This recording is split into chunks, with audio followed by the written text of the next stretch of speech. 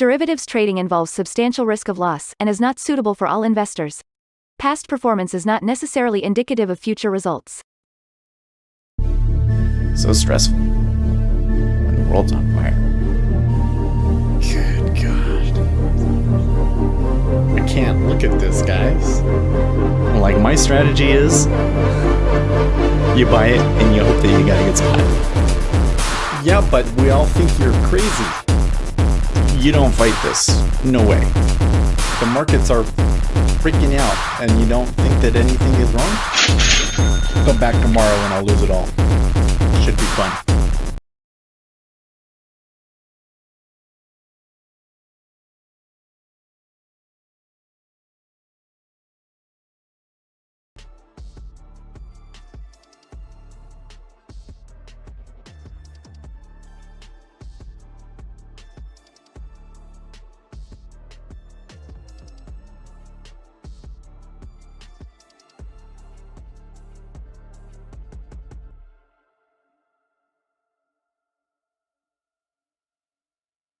Oh my gosh. No sound. My gosh, I'm so stupid. Yeah, well, guys, hey. Welcome. It's Monday, and we have inflation data this week. It's also kind of a transition period because this is when kids start going to school, and we start to transition into the more of the fall pre-election market. It won't be in full swing until after Labor Day. Okay. But we're getting there. It's only a few weeks left. So let's see what we got on the charts going here. Let's start with the treasuries, and pretty quiet overnight. I would say it was pretty quiet on Friday as well. So nothing too interesting there. I need to figure out why sometimes my 10-year treasury starts over there.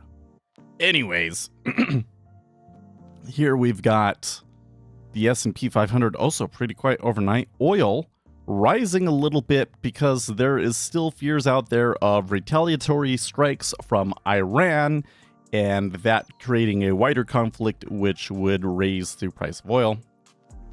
Gold and silver doing okay. And I mean, silver kind of got crushed, but they're doing better, let's say. Okay, copper trying to maybe pull out a bull run, but it's just not quite there yet. Maybe. And the Japanese yen kind of chilling out. Kind of just going sideways, although it does kind of look tilted to the downside at the moment in the Japanese yen. So they may, as of yet, turn that carry trade back on. Bitcoin, well, after looking really good going into the weekend, they have kind of dropped and are testing that 60K right now. So that's where we're at this morning. We did have Canadian building permits at the bottom of the hour, but that's not too big of a deal. And then the only other piece of news we have today is New York Fed inflation expectations, which is a pretty significant number for us. So I would expect to see some market movement when we end the stream. There's also 6- and 3-month bill auctions today. So let's go and write our notes. Insert the date. We have 3- and 6-month, not 5, 6-month bill auctions, and we have New York Fed inflation expectations. Mondays tend to be slower. Very tight ranges overnight. And we are in a transition period before fall, or let's call it autumn. Of course, autumn doesn't technically start until like October, right? But anyways. So that's what we got. So I'm expecting a relatively quiet stream this morning. All right. And good morning, Octavius and Jake. It's like, let's check all our things. Looks like there's some people to ban on Discord here. Brings me joy to kill the spammers.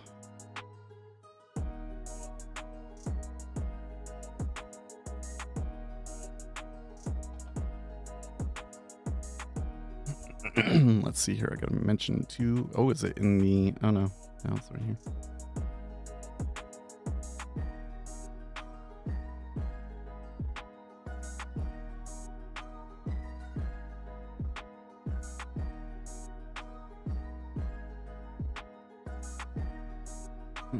All right.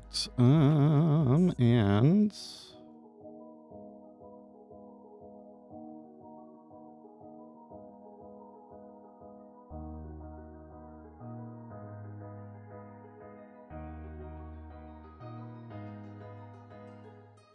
okay, that makes no sense. Anyways, doesn't matter. I'm just gonna ignore it.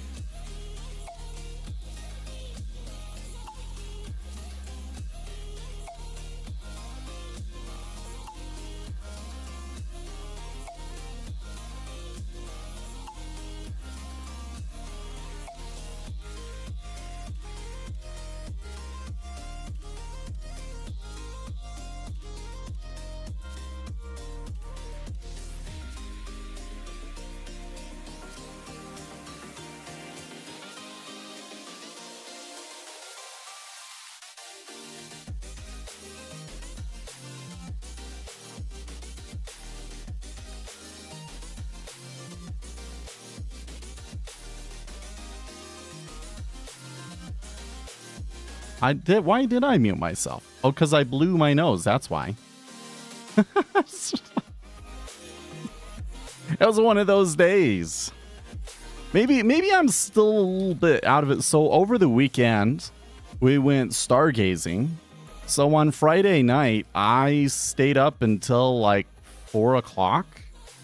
Oh my gosh. And then my wife, when I got back in the tent, and I'd been in there for just a little bit, and then Ethan decided to wake up and just pitch a complete fit, which was so weird because he had not really slept either.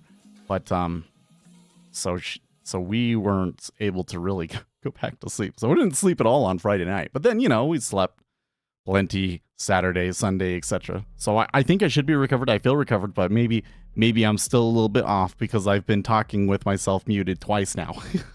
So once at the start of the stream and once after blowing my nose. So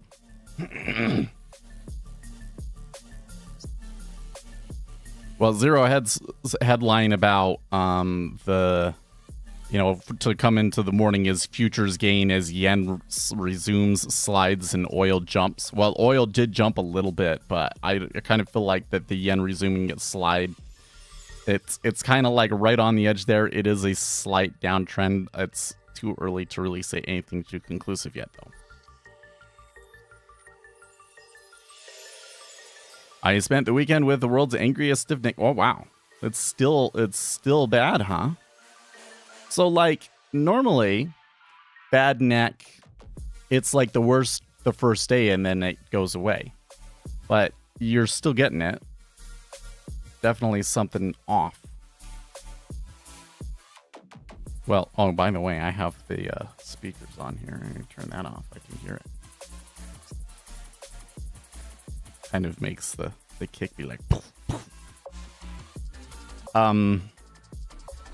It's a little better now, still a little residual. Okay, so that's a little bit more normal. Because what you will get is something's out of whack, muscles get really inflamed, and it's usually some sort of a what they call a dislocation, which is that the joint isn't quite sitting in where it needs to be just quite right.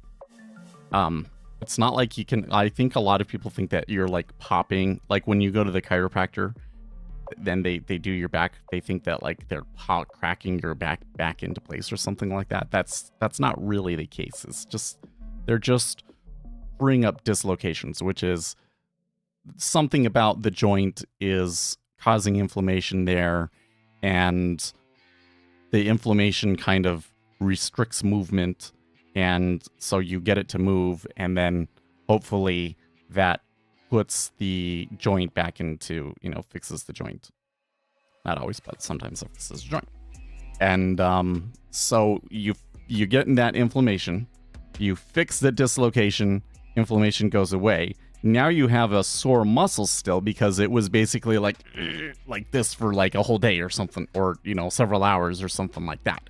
So now you will have muscle soreness, just like you'll have muscle soreness when you go to the gym. And then that's kind of different with everybody. For me, I often will get I get that delayed onset muscle soreness really bad. So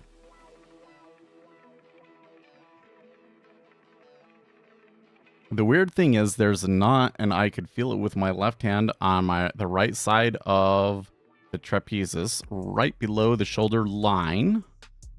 So kind of behind the shoulder blade. Or you could actually touch it. It wasn't behind the shoulder blade, or did you have to, was it you could just touch it all the time, or was it kind of behind the shoulder blade and you have to move the shoulder blade to access it? Or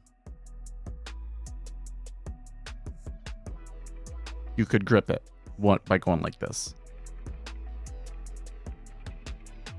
Probably though, when you're gripping it, probably your shoulder blade is coming out. So, Johnny, hey, how are you? Been a while since, yeah, where you been? Or no, John, no, wait, is it you're using a slightly different name? Because I don't recognize that. Well, I know John's, but there's too many Johns. Let's hear. When does Brad say spent the weekend working around with software defined radio on a Raspberry Pi to gather gas meter and thermometer data for my ooh, that's cool. Oh, it's Johnny Vibe. Okay. That sounds a little bit more familiar. That's been a long time. Anyways, that wasn't fun. I slept for like 2 hours Friday into Saturday and that wrecks me. Did you use ibuprofen?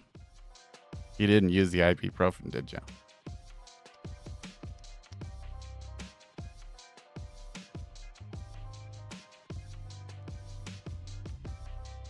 So I'm gonna get surgery on my elbow next Thursday, I believe it is, because I've got the. Did I ever show you the picture?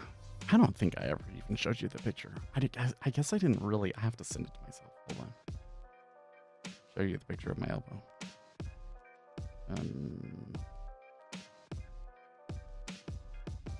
Camera. This. Share.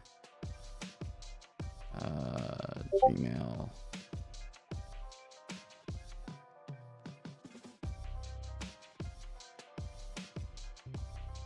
Elbow.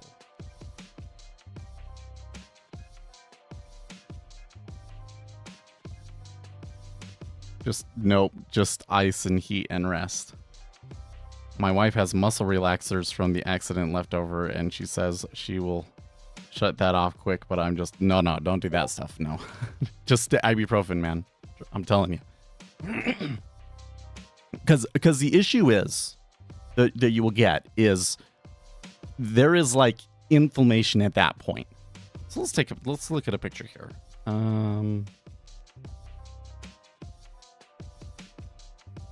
This is a really good one.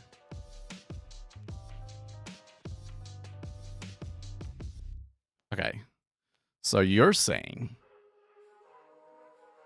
that it was just below the shoulder line, but that you didn't have to retract your shoulder blade to feel it. So I'm guessing that it's probably right here in this little triangle, where basically your neck muscle, your traps, and I forget what the rhomboids kind of all cross over each other, essentially, right? And basically what happens is it's not happy about something, and so it gets inflamed. And that inflammation, like, keeps the problem there. Like, your body is trying to protect itself and to protect the muscles from strain or whatever, but the inflammation actually makes it worse. And so when you have that inflammation, that also damages the myofascia there, and you get a muscle that is chronically tight, essentially. So you've got to get that inflammation to go away, essentially. You kind of adjust things around in there. You just move the muscles around and clean up the myofascia and everything, so that the muscles sit the way that they want to again, and the inflammation should go away. But that's slow, and it can be in a chronically inflamed state where it just stays that way, right? And so then it just takes longer. Right? So when you take like an ibuprofen or something that causes the muscle to relax, really you're just speeding the recovery up, right? You get the inflammation to go away. Now the muscle just has to heal, just like it would heal after any kind of workout, right? Yeah, and to a little right of your view, where that supraspinatus is. Oh, well, that's more interesting. Okay, so if it's this thing that's hurting, then that's a little bit different. So there's all of these kind of like spinatus muscles and everything up in here have a lot to do with like shoulder rotation and so forth. And what happens to a lot of people is you're sitting over hunched like this all day and you get muscle imbalances because of that. And you get muscle imbalances because you're not really ever doing anything that deals with the rotation like this. And so if that's the case, then you might want to figure out exactly which muscle it is and what that one does. So if it was the supraspinatus, let's see here. I forget what that does. Supraspinatus muscle helps stabilize the shoulder joint, abducts the arm. Oh.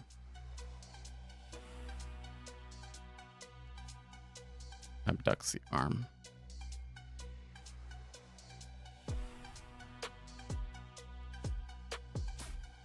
I think that's going like this. Anyways, so that is probably more to do with a chronic position issue. So you still do all of the same things that I'm talking about to, get it to heal and fix up. But then you're also going to want to try and address the imbalance that you're dealing with there. So where you need the book. I don't have it over here. It sits behind me. One of those books on the shelves there. It's called How to Be a Supple Leopard. And it kind of goes into what exercises you do and so forth to kind of help balance things out, essentially. But that's probably what's happening. And yeah, don't take your wife's muscle relaxers. Like, don't take a prescription because they can be like way too extreme. But like, just ibuprofen works really well. You take an ibuprofen, you get rid of the issue within a day, and then a day or two for the muscle to heal, and then you're fine again. Versus, man, when I first started having problems with my back, it would be months. I would be out for like a whole month. Now I can recover through them pretty quickly. So.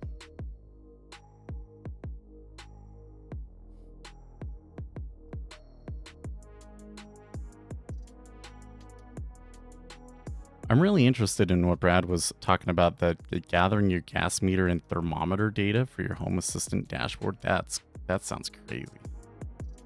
I do work at it. Daily stretch routines, walking and stuff. Moving around. I'm the opposite of a sit there guy. It just was there. Yeah. I think it was just on a bad night of sleeping like a discarded puppet. Maybe. Although that's not a spot like the supraspinatus. So like, your trap is different, because if you're asleep on your side and it's like weird and that muscle has to tighten itself up for you to feel stable, that can totally cause it, right? But when you get into like those rotator cuff muscles, if that's what's hurting you, like it could be exacerbated and started when you're in your sleep, but is probably due to a more significant imbalance in the way that you move. And it can happen even to like athletes, right? Because you might just be too strong in one area, or the certain way that you're moving and that sort of a thing. Like with my elbow, I think that I far too often I just kind of let it crash on me and utilize my arm strength to try and keep it straight instead of just really getting it straight to begin with, and then that causes the bone spur to grow on top of the trauma that was already there. So here, let me show it to you. How do I get it to like open in a new tab, open in a new window?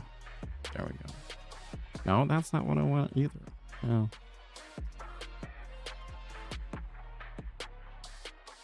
There you go. So this x-ray was the way that it was a year ago, and it was kind of hurting me. But, you know, I think it was just because I was leaning on my elbow like this, you know. So I stopped doing that, and it went away. And on the right was the x-ray that they took last week. And when you look at the x-ray that they took last week, you can see a line there. And it is kind of growing back. But so it looks like I broke it.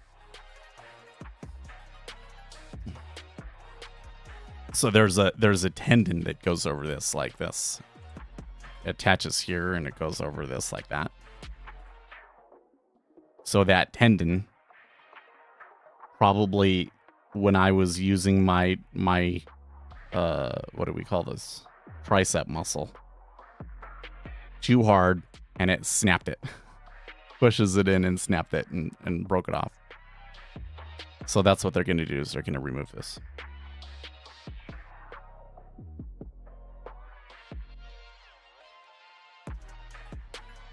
You have to make a wall of pillows so you don't roll over onto it while sleeping. Ooh.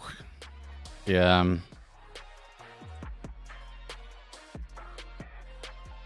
So there's some other things, like some people, they have shoulder issues with sleeping.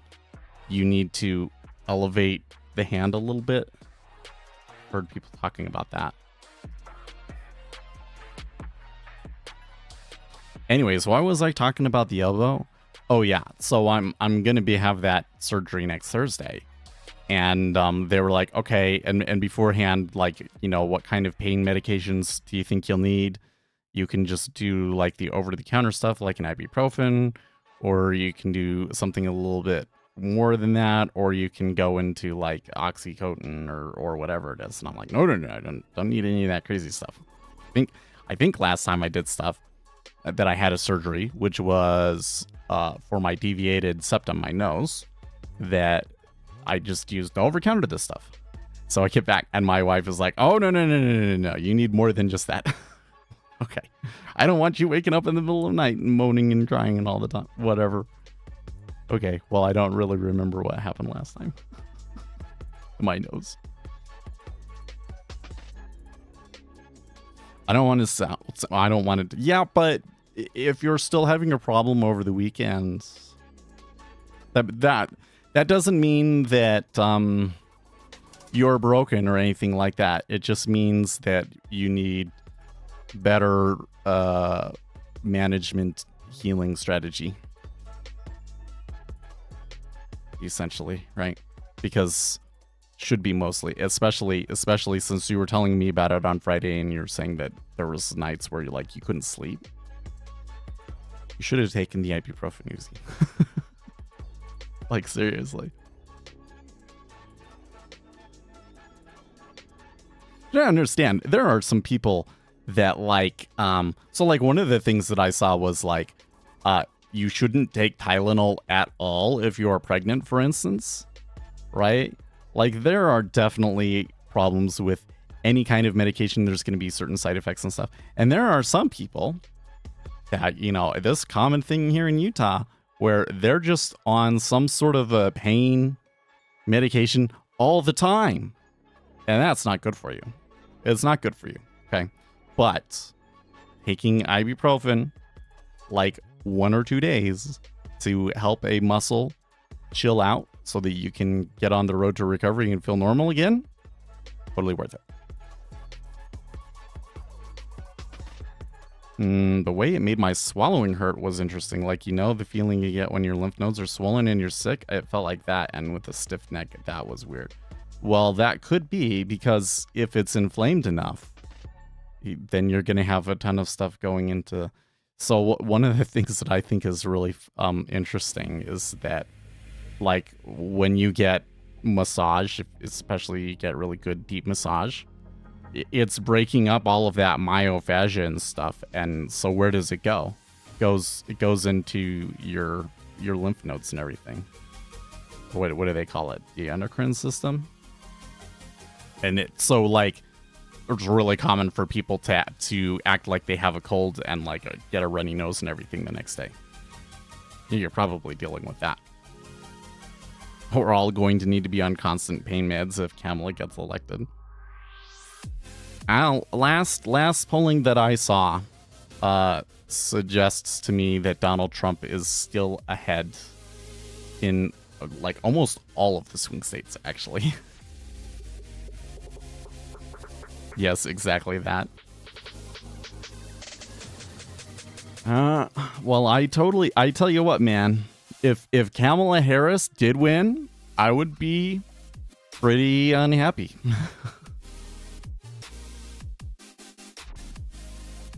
Because she is she was the one that when she was running in the Democrat primaries, her strategy was, I'm going to be the furthest left person that's out there. I'm going to try and run to the left of Bernie Sanders. That was her strategy. She got picked to be vice president as a diversity hire because Joe Biden wanted a black woman, and she was basically the only choice among the people that ran. So because of that, she was the vice president, and because of that, she becomes the default presidential candidate when Joe Biden dropped out. And there's no way that she would have ever have won a primary otherwise. So that's how you shoe in somebody that's super far left. And then she went and she selected somebody that was super far left too, basically exacerbating all of her weaknesses. And on top of that, you picked a guy that has a lot of problems with the stolen valor, and some of the positions and things that he did as governor just do not play well in exactly where they need to win, which is in the swing states. And so what I'm seeing right now is some of the national polling actually shows Kamala Harris pulling ahead, but only because it increases Democrat enthusiasm and turnout overall. And so the models show Kamala Harris ahead. But then when you go into the swing states, and I wish I could recall which poll it was. Maybe I can find out. I was probably on Hot Air, was probably where it was coming from. The establishment are fighting like cornered rats, okay?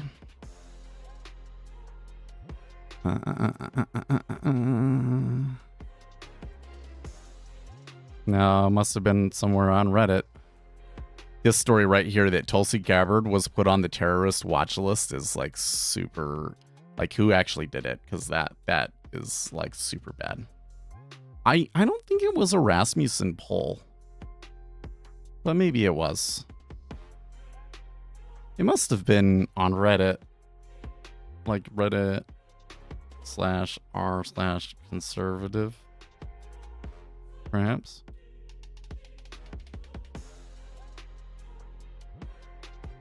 Because they had like a 538 map and everything. Well, anyways, but it was a little surprising to me because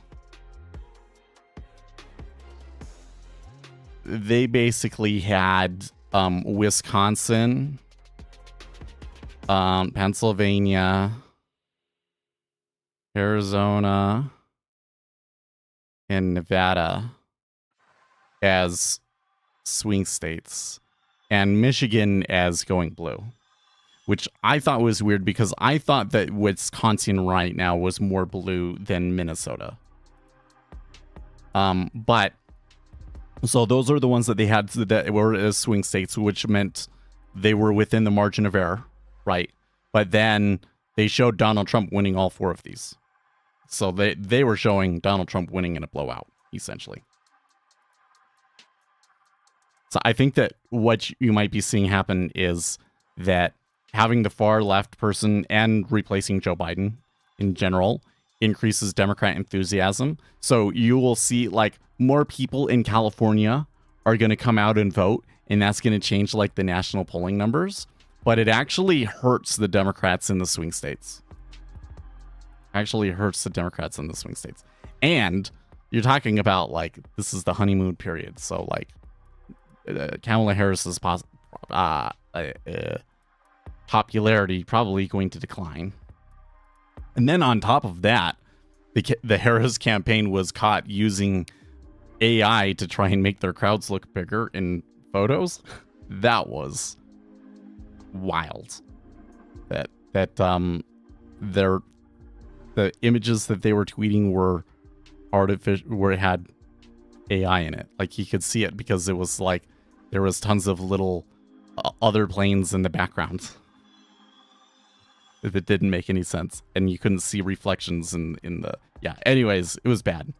That super bothers me. Like, that should be, to me, using AI in your campaign to deceive voters, there should be an automatic disqualification. Like, there should be laws against that automatically disqualify you or something. When is she going to do a real press? Probably never.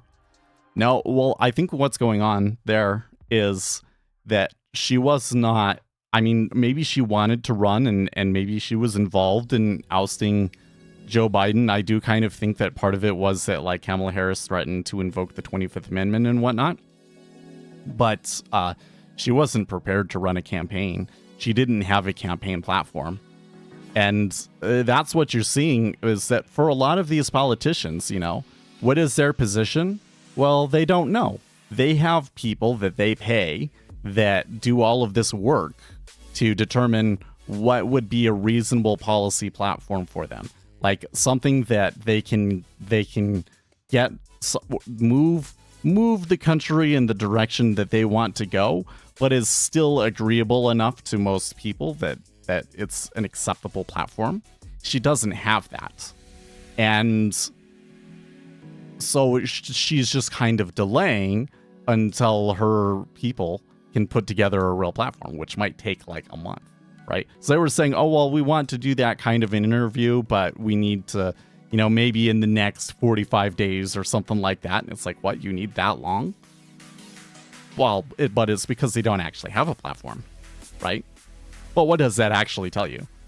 She is a far left, I know, far left liberal, but she is willing to do and say whatever it takes and give up whatever kind of convictions that she holds, lie to you to become president. Is what that is. And most politicians are, but it's usually not so obvious.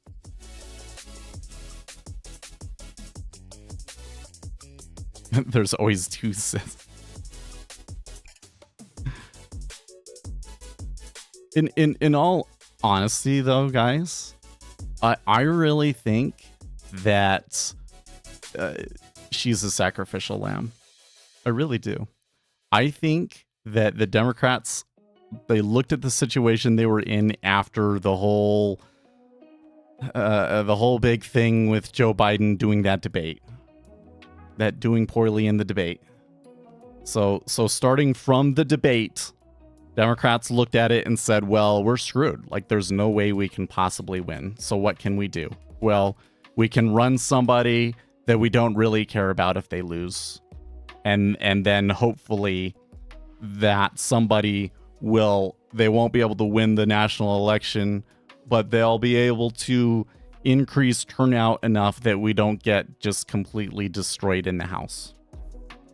That's basically what their strategy was. And then on top of that, they have a lot of money. They don't want to lose the money, so they figured their best bet, and I'm not even sure if on the money side that what they're doing is actually completely legal, but we'll see how that goes. I'm sure that it's going to be litigated. So that's why they went with Kamala Harris. So the Democrat plan is to lose, essentially. And Kamala Harris doesn't know that. And the far left doesn't know that. And so Kamala has turned on the Democrat media machine and the social media astroturfing mechanisms, and they're running at full bore. And what you're seeing right now is it's like everywhere. The media is giving her a pass on everything. All of a sudden, the most unpopular candidate on the Democrat side is all of a sudden this super popular figure, and they've rehabilitated her image somehow. Although I wouldn't really call it a rehabilitation because she was never popular to begin with. Okay, so they just fabricated that she was popular. And it's not enough. It's not enough to put her over the edge in the swing states. And as you get closer to the election, that will become more and more clear, and it will just discourage Democrats more and embolden Republicans more. And then they have Kamala Harris out of the way so that in 2028, I guess, they can run somebody that actually has a chance at winning. I don't know who that would be, but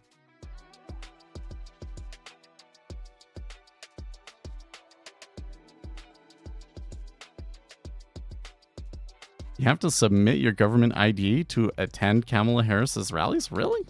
No. That's interesting.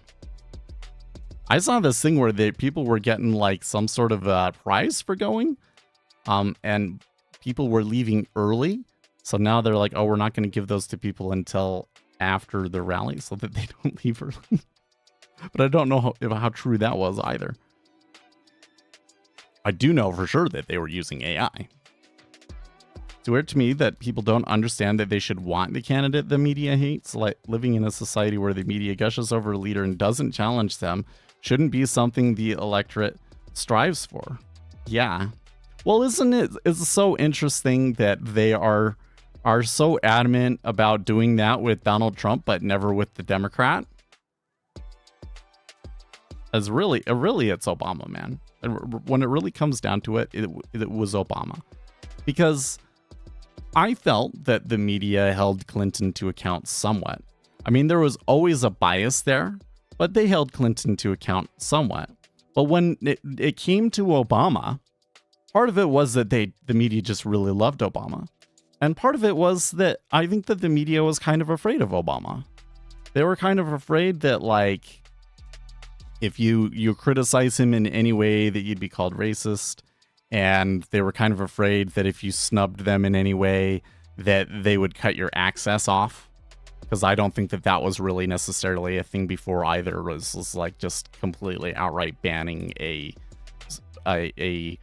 disfavored news outlet from participation whatsoever, right? And so then it turned into just be easy on Obama. And because of that, Democrats kind of got the idea that, like, oh, well, I can do whatever I want. And Democrats in the media said, oh, well, we just go easy on Democrats, right? And so now you've got this thing where, like, the media kind of treats Republicans the way that I would think that the media should treat a politician, and they just kind of give the Democrat a free pass all the time. But I'm starting to see that change, right? Like, you're seeing that change a little bit with Kamala Harris. Like, last week when Trump and JD started saying, hey, when is Kamala going to have an interview, right? Like, I think everybody kind of went, yeah, what is with that? We should get an interview, right? And they're kind of also, I think, media realizing that, hey, she is going to lose. She is going to lose. So as that gets closer, right? It's just like with Clinton, right? Like when Clinton was running, she was the greatest person ever, right? And then after that, they treat him different, right? So they're not afraid of him anymore.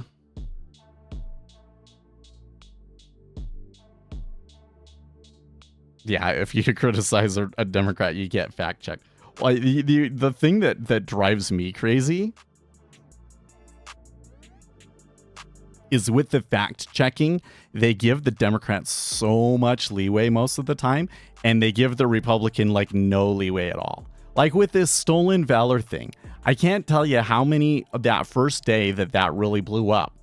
I saw all of these articles that were like saying, okay, claiming that Walz,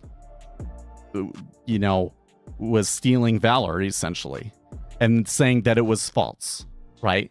But then you go and you read the article and everything, and they say, okay, he he embellished his record or whatever the deal is, right? But the reality is that the thing that people are accusing him of is 100% true. He said that he was a combat veteran. He never saw combat.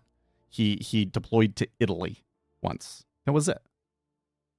He was in the National Guard. And he didn't hold the title that he was claiming that he held as well, because he didn't go through the training and do it. So it's totally true.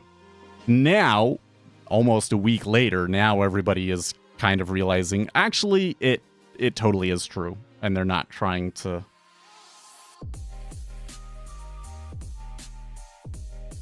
Whatever the system all is, it's fine with me thinking the Earth is flat, but not with me thinking Tim Walz lied about his service record. It's really, but really when you think about it, Uzi, I don't really think it's a solvable problem. So like, just forget about the politics side of it for a moment. There are many YouTube channels out there that in the day trading space that I feel are fraudulent, essentially.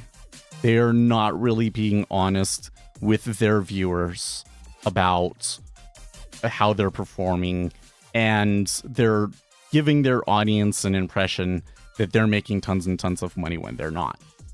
Often what's happening is they do make a ton of money over, a course of a year, and then they blow it all at once, and they blow the account and they have to start over again. And that happens over and over and over again. Or like they'll say like, oh, they had a bad day, but then they'll say, oh, they recovered it, while they were trading. That actually happens to me a lot. Like usually when I do hold a position after the stream, or I trade it after the stream, I make money and I usually will recover like some sort of loss that I have. But overall net, like we're kind of like break even right now. Like we had a pretty bad start of the year, and then it's kind of been flat the rest of the year. Right. And I don't ever make any claims. I'm not trying to attract viewers to my stream from the performance side of it. I only say, I'm going to give you empirically proven data, and that's why you should listen to me. Okay, so there's people that are just absolute frauds. And there are some people, like ICT in particular, that they're just running an absolute racket and are violating YouTube's terms of service and violating FTC guidelines, frankly, right? So you go and you complain about that to YouTube. What is YouTube going to do? Because how are they able to adjudicate that, right? You have to be a person with knowledge in the day trading space and a pretty good knowledge of that individual, and you're going to have to go and do a full investigation of that individual and everything in order to determine if they should really still be on your platform. And are you going to do that for every YouTube day trading influencer out there? Like, no, nobody has the time to do that, right? So YouTube just kind of throws their hands up in the air and say, well, we can't say what's true or what's not, right? And that's kind of like the way that it goes. So like if something's not being moderated and you think that it should be, that's kind of the excuse, and it's a valid excuse. But then if one employee that happens to be looking at the thing at that time and has a political persuasion one way, which almost always tends to be liberal because of the companies that they are, and then they will squash the conservative and let the liberal side go. And it's not fair. You're right, it's not. But the whole thing is that what's going on is that we are having actions taken in the virtual world, enforcement actions, without any kind of real, court system, right? Like in the United States, if you're going to be put in prison or fined or whatever, you always have the option to go and appeal it in court. If you get a traffic ticket, you can go to court and you can appeal the traffic ticket, right? Well, things of that nature, like equivalent in the virtual world, are happening every day, and there's no such system. And could you really have such a system? There'd be too many cases. So how do you deal with it? There is no way to deal with it. You just have to hope that the people that they hire to do it are good enough for it. So I don't know if it's a really solvable problem.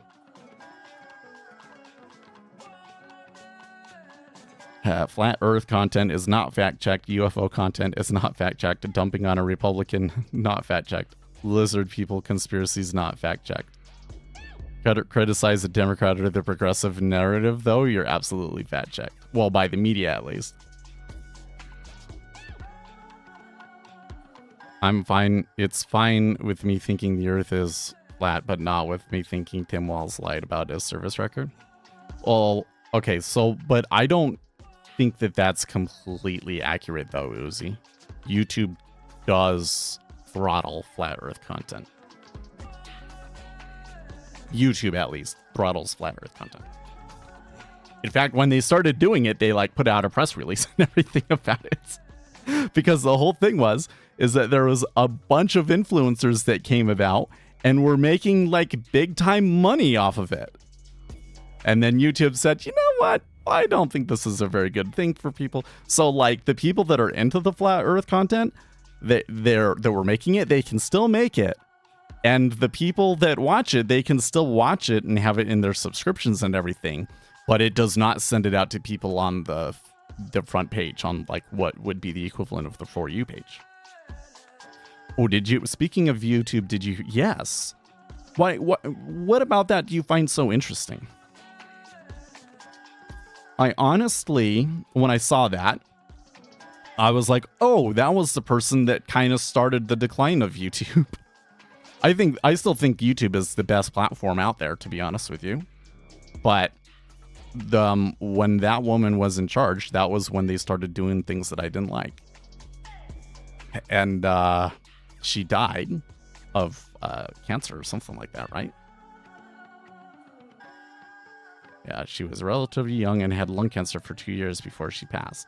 So I saw this on all of the platforms, particularly the Republican platforms. They talked about it, and I didn't quite understand. People seemed to show more interest in it than I thought that they would. And there wasn't really a whole lot of conversation. So I'm like, are people interested in it because they think it's a conspiracy theory? Like that she did something bad and so they killed her or something? Because I don't understand. I don't have a conspiracy out of it. It was just kind of out of nowhere, really. Yeah. Well, but they had known. In fact, that was probably part of why she stepped down. But whatever.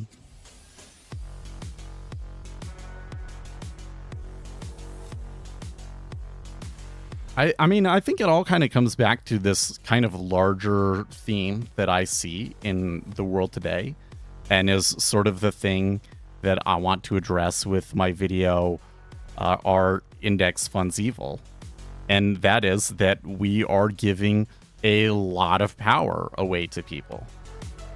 Like, the whole reason that we have public companies is so that the public can be involved in the running of the company, and the public can come in and say, hey, we don't like what you're doing and we're going to change that policy, or we don't like who the leadership of the company is, so we're going to change the leadership. That's why public companies exist. And we have essentially given up that power and given it to index funds, and let index funds make all of those decisions for us. And we let those in, and then that essentially gives all the power to the CEOs and the board. And so for any given company like Google, there's like a dozen people that basically make all of the decisions, and there's absolutely no kind of check and balance on them whatsoever. Why? Because we've given up our equity, essentially.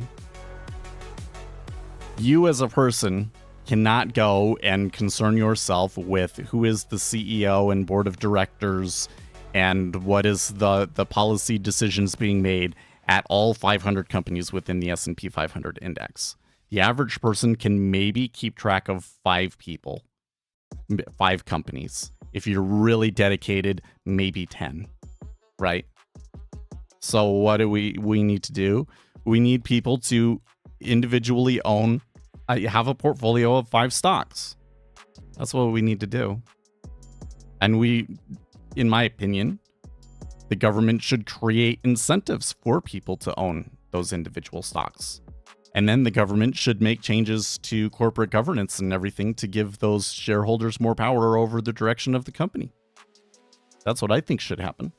So that we actually have a system with like some sort of a check against the CEO of this company, like Bob Iger, for instance, on Disney, right? Wants to push this woke kind of idea of things. And, that's not what the public wants. Well, the shareholders should be able to put a stop to that. They tried to, but it didn't work out. Why? Because the index funds voted with the board of directors. Yeah, that's how BlackRock can force ESG stuff onto companies. So, I mean, that's a little bit different because that's not going to apply to their index funds. But it is kind of the thing, is that, so what has happened? See, this is what I think is so interesting about it. When you go and you look at the people that are like running the index funds, why is it that they are all pushing the same ESG thing? Because some of these people actually kind of come from a pretty diverse background. They're not all like Marxists or anything like that. I mean, these are really people that are like champions of capitalism to many extent, and yet they're pushing the ESG thing. Like, how is that? Why is that? I'll tell you why. Because they know that the market's not efficient, and they know that the decisions that are made in the economy are not necessarily what is the most effective. It's just kind of what the money decides to do, and sometimes it can be completely random. And so if we want to move society in a better direction, if there's certain things that, we need to have happen, it can only happen through us making better decisions. The market's, this assumption that the market's going to find the most efficient way of things is a complete lie. And so what they did, knowing this, is they said, well, since nobody else seems to understand or care, I'm going to do it. I'm going to make this system that encourages people to do what I want, because and nobody seems to understand that, it's the decisions that we make and that the market is not some all-knowing entity, right? There's a reason that they're all coming to the same conclusion. But the problem is not that they understand that thing.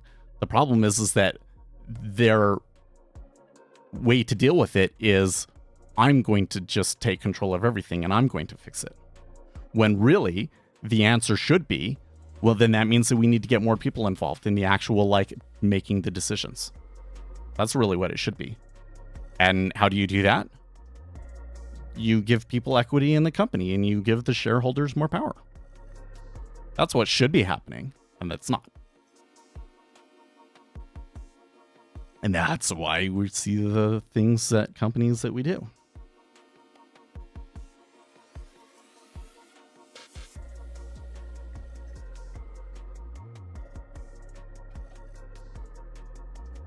I did hear whispers of a conspiracy. That's interesting. Turbo cancers, huh? Yeah, what is ESG? Environmental, social, and government. It's yeah, so there's ESG and there's DEI. DEI is diversity, inclusion, and equity. It's so interesting because they use this dual meaning for equity, right? Because equity means ownership in the company, but equity also means equality of outcomes. And so their kind of whole play is that there are certain groups of people that have less equity, and we should therefore tilt the game in their favor so that they have more power. Is what they're saying. And it's not without some merit that there are some groups that are like systemically held back from their past, but and culture kind of holds them back and everything. And how are you going to fix that? Well, again, the market doesn't. So like people will say, well, fund managers should make their decisions based purely on what will make people the most money, right? Well, that doesn't work because There's a bunch of different options that will all make the same amount. And there's no way to really know which one they'll be. It's just like if you're going to hire somebody for a job, right? There could be tens of thousands of people that would qualify to do that job. So how can you say this person is the best person for the job? There's no way that you can actually say that. You don't have enough information to know that. And the reality is that there's probably many, many different people that would be the best for the job. So then what do you do? Well, you pick somebody that you like or somebody that's like you, and then you end up with systemic societal issues on that. So what do you have to do? Well, I say that you got to put more people involved in the process and stuff. But what they've decided to do is they've just decided to add additional qualifications in to try and boost some other group, which doesn't really work.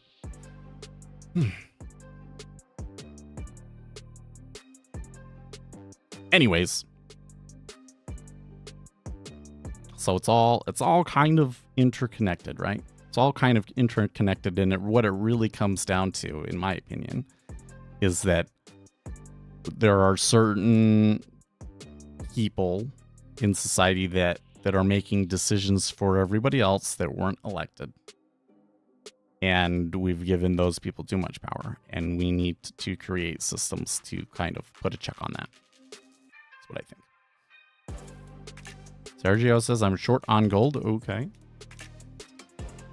Well, gold has had a pretty okay run this morning. By the way, while the treasuries have been, I mean, they came off of those highs. I wouldn't say that it was like a huge move down. We could have made money off of it. But as that was happening, we did see a decline in the yen. And I would argue a little bit of a rise in gold around there as well. So it does seem like there's something going on in the currency world right now.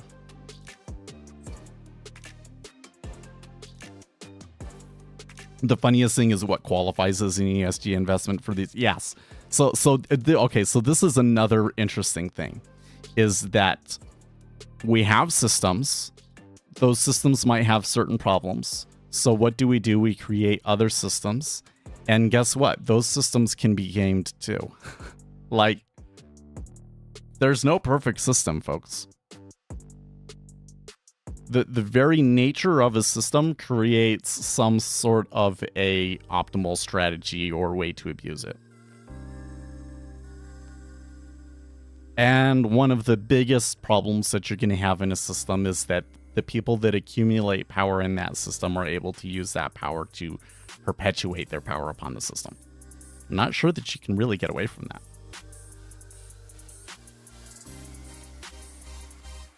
That's why traditionally the approach that humanity took wasn't to say that there should be no hierarchies, but rather to introduce certain kind of what would we say, certain kind of cultural expectations and customs around those hierarchies, right? So that the people that are in, high up in the hierarchy and the people that aren't can still get mutual benefit out of the relationship, instead of it just turning into the people in power just exploiting everybody below them.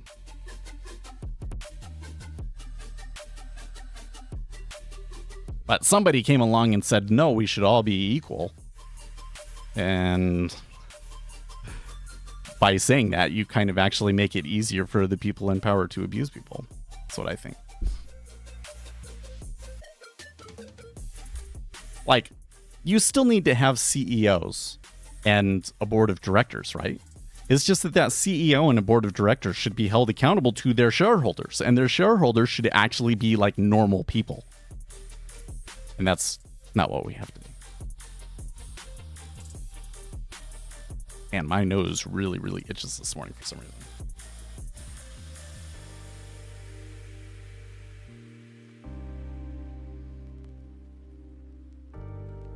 Well, the 30-year just kind of fell out there. I'm wondering if we've got a little bit more to go here in the treasuries. Because when you start to get Mondays tend to be slow, but when you start to get trends going, it can easily turn into a real trend day. There was kind of some reason to be selling it on Friday and Thursday and Friday that didn't really go. Yeah, battery companies that use cobalt from mines and tiled mines in the Congo and they get ESG, yeah. The cobalt thing really bothers me, man. I'm gonna try and blow my nose here real quick.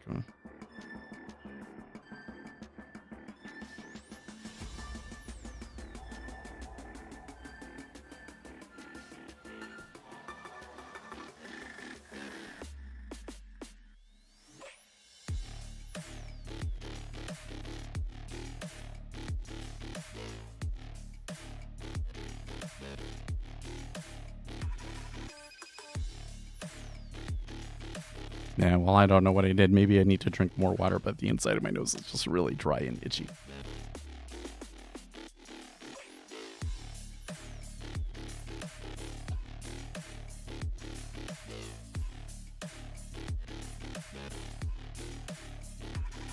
The ZB is still kind of moving there a little bit.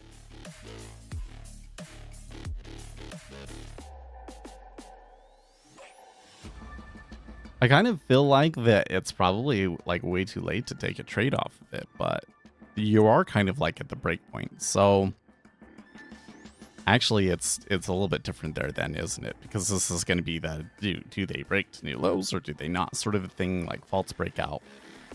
This could actually be a little bit messy. This would be where, like, if I take in the short and I wasn't really too sure about it trending, I would take the profits because, don't know what's actually going to happen.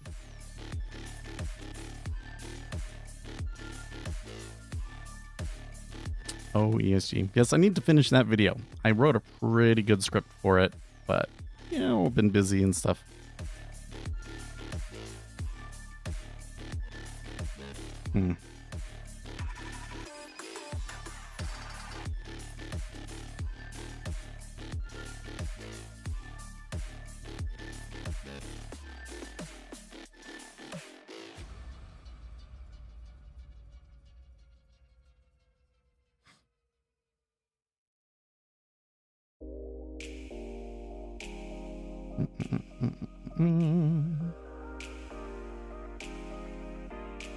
Okay, I need to just was checking some email and realizing I should double check my website today.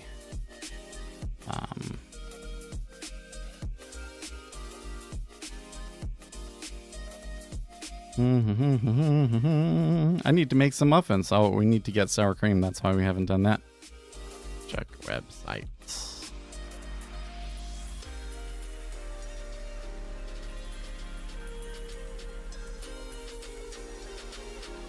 Finish writing that script because I think it's a subject that people are interested in.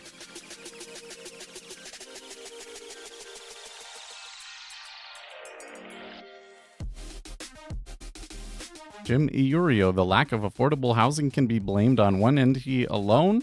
The government. Yeah, probably. I tried building a house in a day. Oh, I'm going to watch that later. I want to watch that later.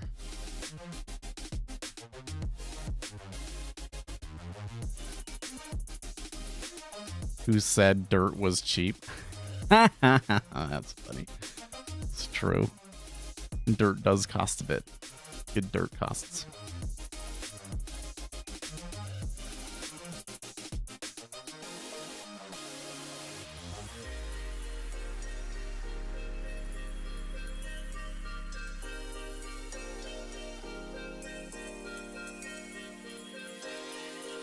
What's this? White House launched a new multi-agency initiative to crack down on chatbots, doom loops, and other corporate hurdles that have made it tough for consumers to get refunds, cancel memberships, or speak to customer service in recent years.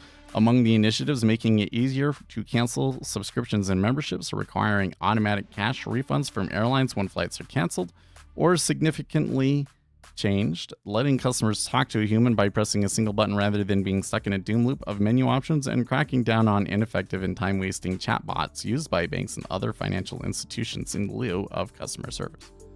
Oh, that's not what I thought it was going to be. I mean, that sounds great and all, but you know what bothers me is that companies can pay people to post on social media for them and basically create this massive inorganic content out there that distorts what we're seeing online and are creating a dead internet. And I think that should be illegal. I think that if you are like being compensated to post something, that you should always have to state it.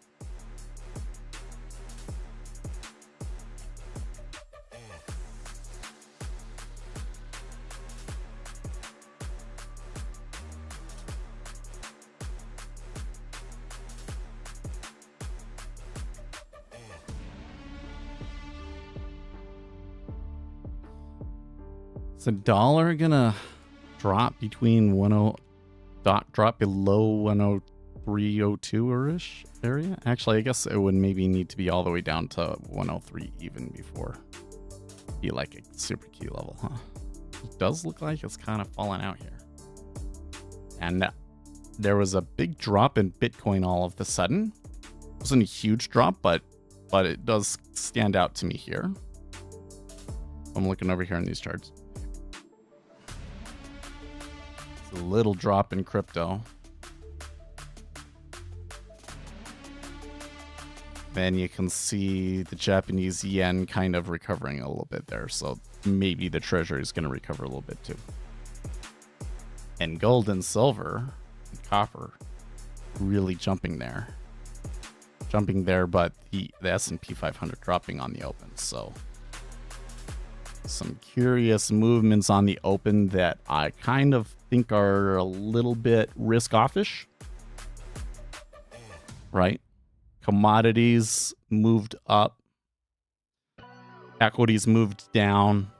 Except for that, the currencies moved down as well. So it was... I don't know. That one's kind of a little bit weird. It was like everything down except for gold and copper. Oh, and oil. Oil is up too.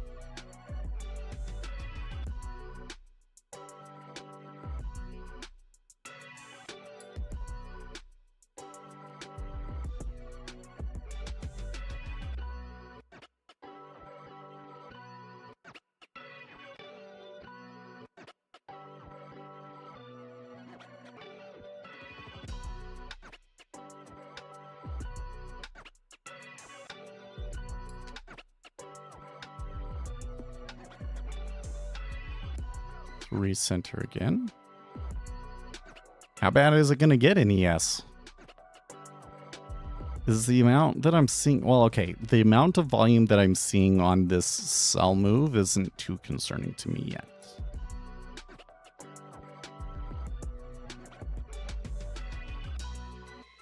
I almost hesitate to say this because oftentimes I'll be like, oh, it doesn't look good for the S&P 500. But then that's like exactly where it stops, right? But so far, that does kind of look to me like that's the first push, and there will probably be a push against it. So let's give it some time. Give it some time.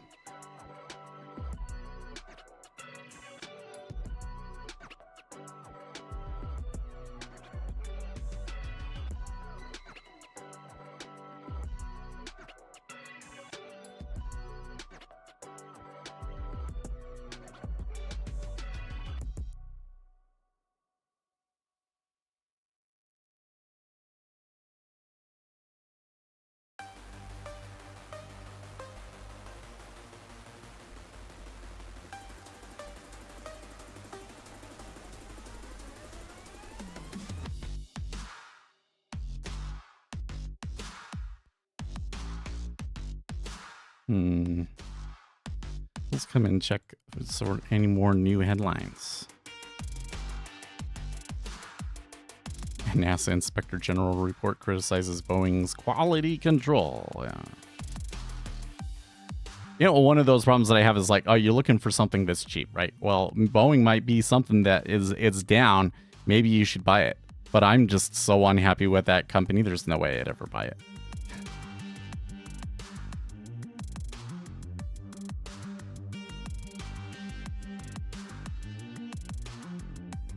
Oh, there's another 3 ticks. Oh, looks like the Japanese yen is flipping there really hard.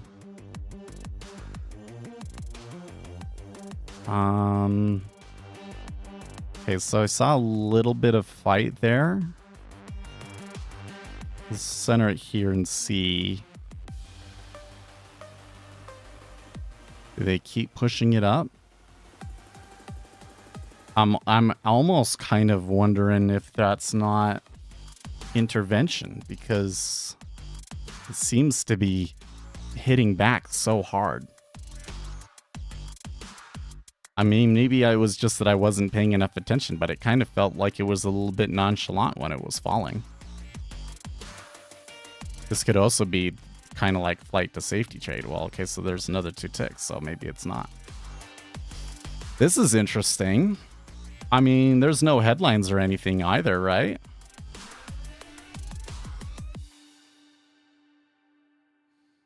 Well, I guess that means that we're going to still have an interesting week this week. Even if there wasn't CPI, I think that would be kind of like a signal that maybe we're going to have an interesting week.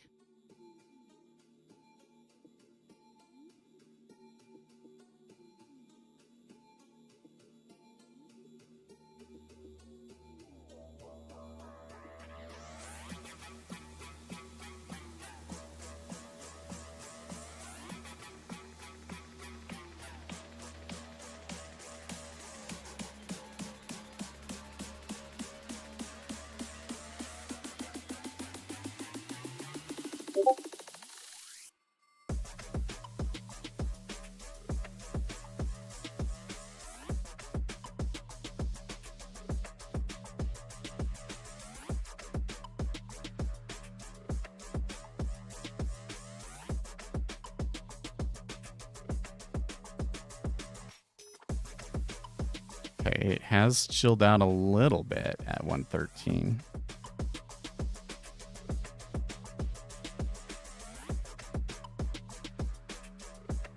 I think I need to keep a closer eye on the yen here.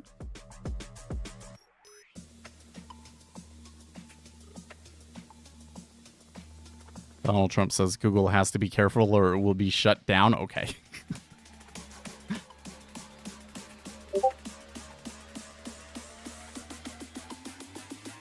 Somebody is putting their finger on the scales over at Google, that's for sure.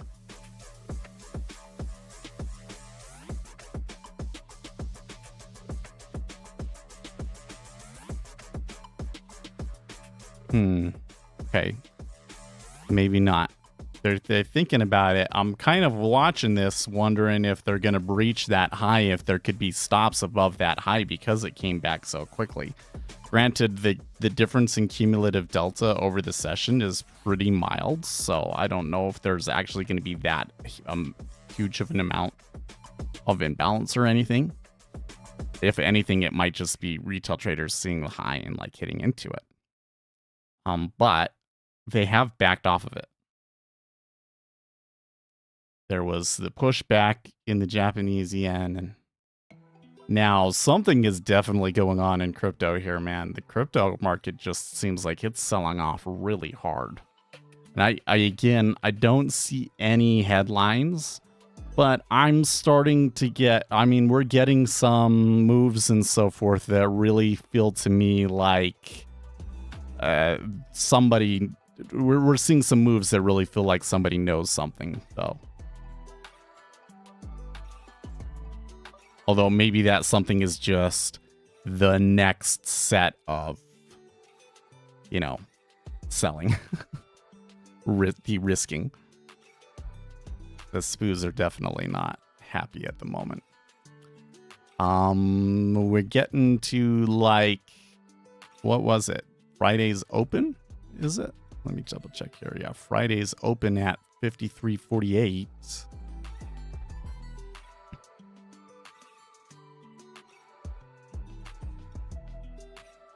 Okay, so there was a UK auction there.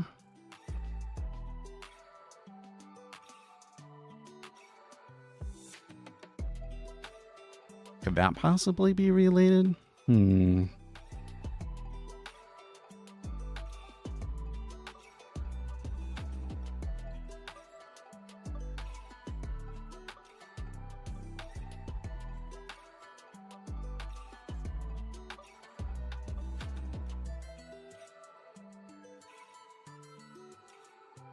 Wow.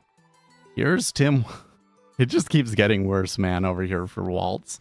Here's Tim Waltz giving a 9/11 anniversary speech where he claimed to have stood one night in the dark of night at Bagram Air Base in Iraq and watched an American soldier's body be loaded onto a plane. Bagram is in Afghanistan, not Iraq. Waltz did not deploy to either.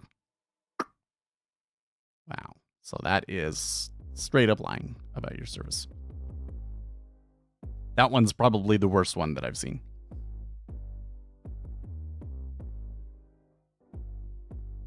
Like, in all seriousness, if these stories had been coming out or being made a big deal by the media before she had picked him as vice president, there's no way she would have picked him as vice president, right? People have been saying, like, you know, or speculating, I guess, that, like, maybe she would drop him before the convention. And I'm kind of like, no, that's silly. Like, that would look so bad. There's no way that they would possibly do that. But, I mean, if there was ever a chance that it would happen, it's got to be this one, because this is getting pretty bad for him.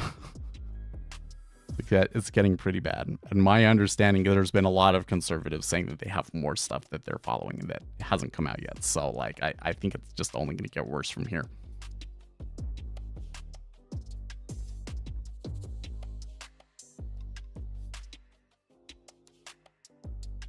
The strangest thing I've seen in politics are people claiming Harris had zero impact on the current administration or its policies, so she can't be held accountable for them.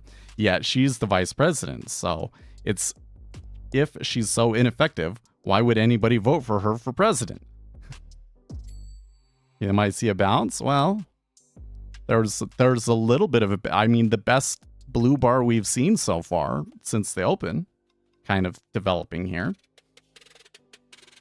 And the Treasury's kind of lining up like they might want to go and take some highs, though.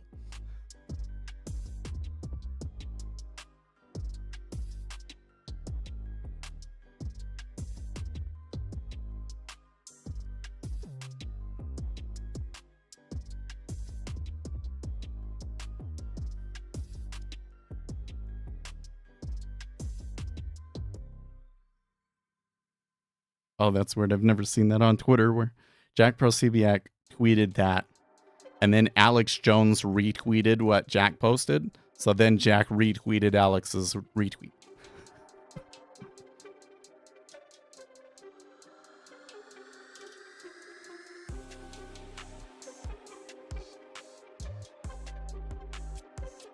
I don't know, guys. The market is definitely, you know, acting like this is not a normal Monday. This is not a normal Monday.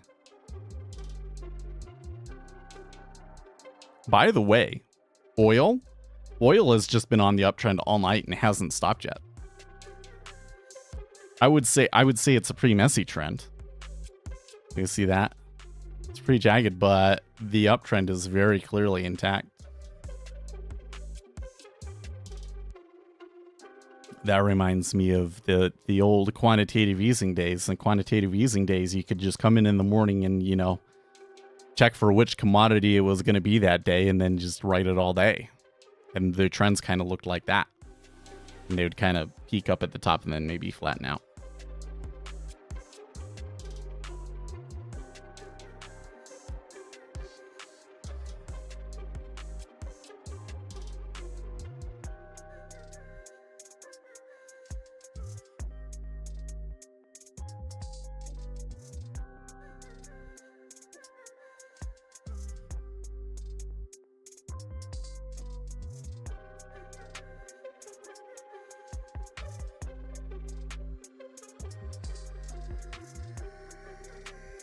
I don't know. I really still feel... Let's see here. Iron Dome failure. Overnight Hezbollah missile salvo on northern Israel leads to speculation. Let's read this. Hezbollah has fired dozens of rockets from Lebanon into northern Israel, calling it retaliation for the Israeli attacks last week. Israeli military says its Iron Dome defense system intercepted some but not all of the projectiles. In the overnight and early morning hours, Hezbollah pounded northern Israel and the western Galilee with at least 30 rockets. While Israel's military says it intercepted some of the rockets, it is clear from widely circulating videos that many of them got through Israel's sophisticated anti-air systems. A number of regional analysts are remarking on the failure of Israel's Iron Dome air defense during the salvo, however. Ynet says many rockets struck open fields and uninhabited areas, causing fires. They said the utter failure of... I kind of skipped that because I felt like it was too biasing, but I should read the article as they have it written. Lebanese Hezbollah said the target was an IDF military installation near Kibbutz Ga'atan. The Israeli side reported no casualties in the wake of the overnight assaults. A regional source indicates that one of Israel's interceptors hit the hydrotherapy center located in the Mount Hemnon region, damaging a building.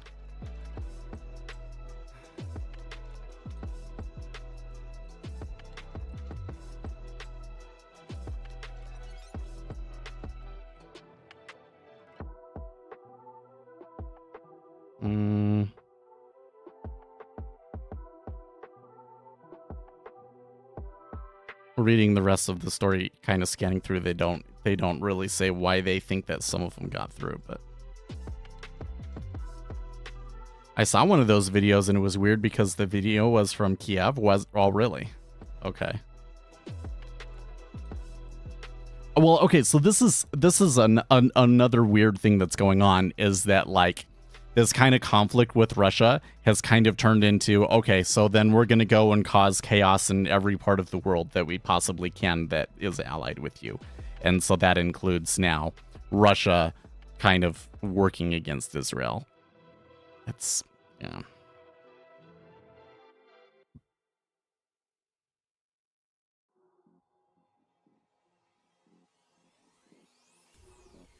They're still kind of acting like they're chomping at the bit to go for it, though it hasn't done it yet.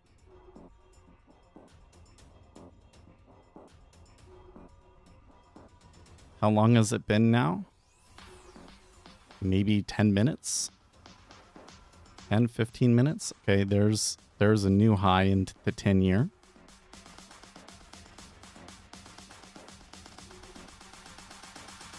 Good bid. They take out the offer too. Okay. 3925.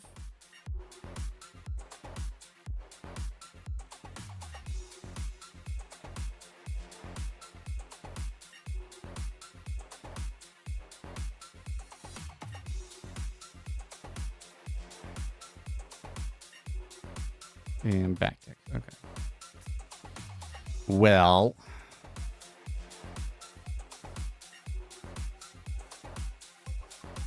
really tough for me to say if it's going to continue through or not. I kind of am feeling like it will, but that especially in the 5-year was, it kind of looked a little bit too strong. Well, I don't know. Well, so like when I look at it on a chart, I'm like, oh wow, like that really broke out there in a big way. But when I was watching it on the DOM, it just kind of like, okay. Wasn't like super crazy. There is a lot of, your Uzi is right. There is a lot more delta on that last breakout though. I mean, there was 5K at least. There was 5K change in delta, whereas the whole rest of this session, it hadn't really changed a whole lot. More delta in the 30-year though.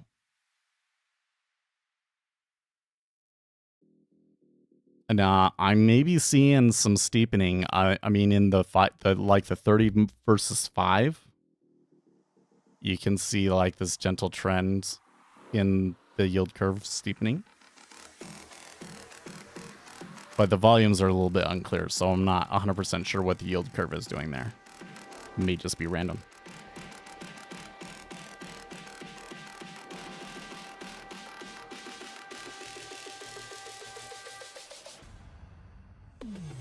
I don't think that this is a good place to get in, but I do think that they're going to go a little bit further.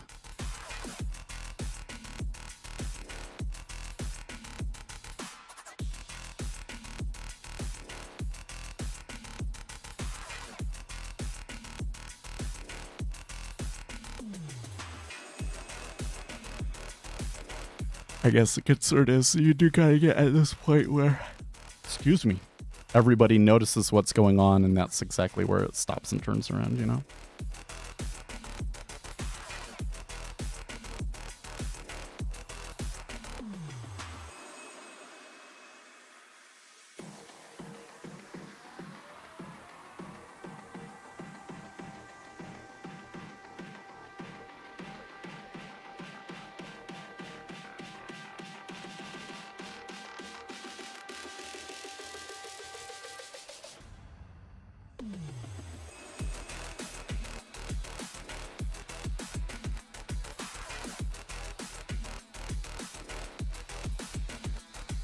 You know, I haven't seen a whole lot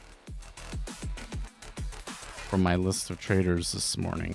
I haven't seen a whole lot from Twitter overall. Now, here's Roger Stone saying Democrats will try to avoid Trump's election if he wins. Let's see.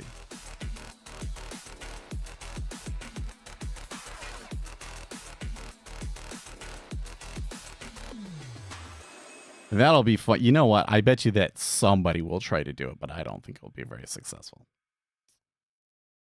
But that would kind of like you know, this whole talk of insurrection and all of that, like with January, so it's 6th, that would kind of it would be like doing the exact same thing. So like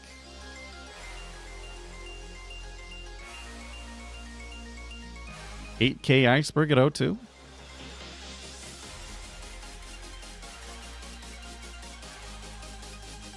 I think that if I had to sell, you know, this would be a great spot to do it for sure and get filled and everything. But I'm not really sure why the buyer is, you know, what the buyer is about. So there's no way for me to know how much they've got behind them. Surely, though, since it's only been like 5 to 10K net changing cumulative delta, there's certainly a possibility for more. And on top of that, when you come in, you look at the volume profile, like Friday's high was 113.05. So that's just kind of like a hop and a skip away.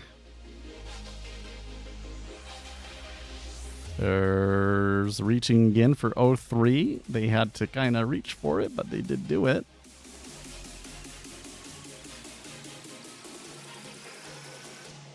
I should go in here into the micros and sell the low, and so that it will reverse right there, right?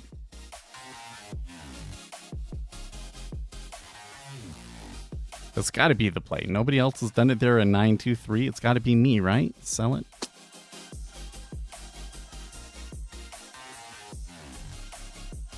I think that's my past trauma speaking on that one.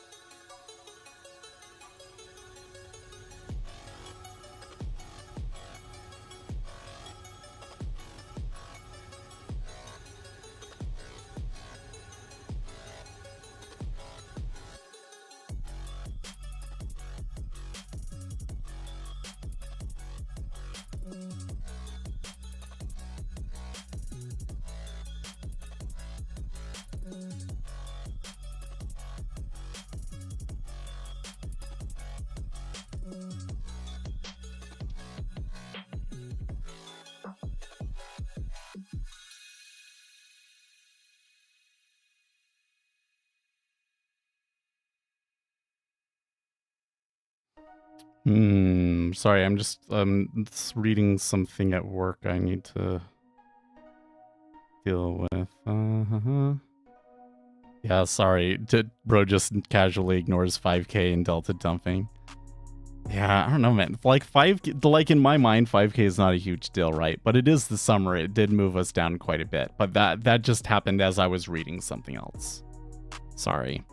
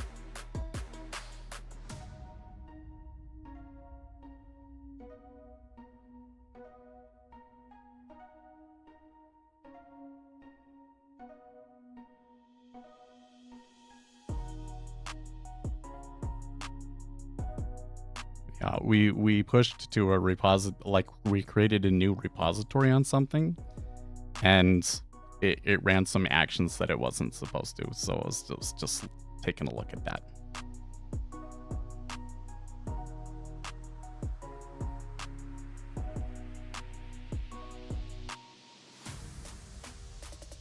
Okay.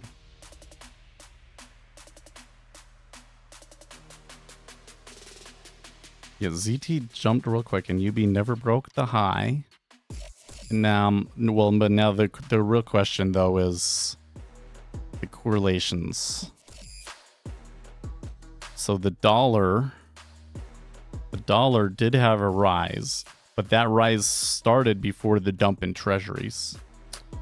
There was a little bit of a dump in the 6J, but that was only after the treasuries dumped. The treasury dump did correlate pretty closely with a change in gold. And is it perhaps the S&P 500?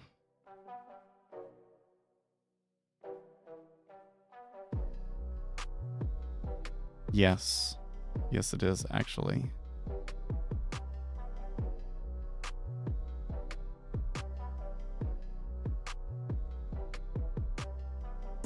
Yeah. When the S&P 500 crossed over critical thresholds, it flipped back around.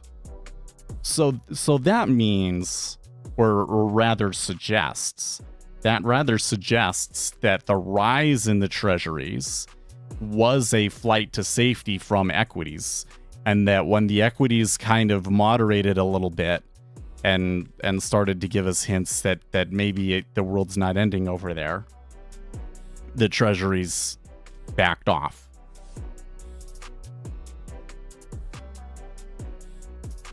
Muy interesante.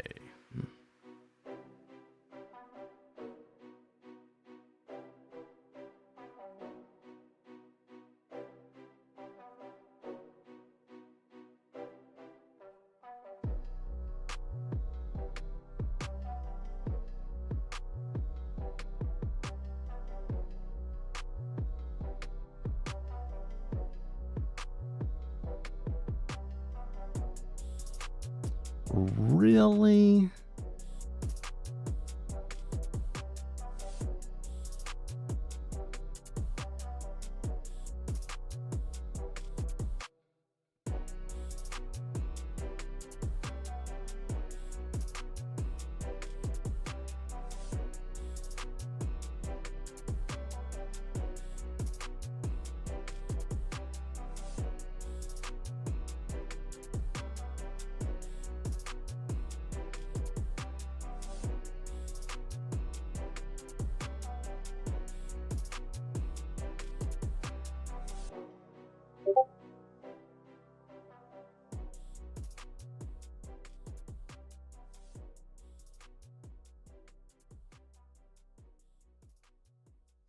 Hmm.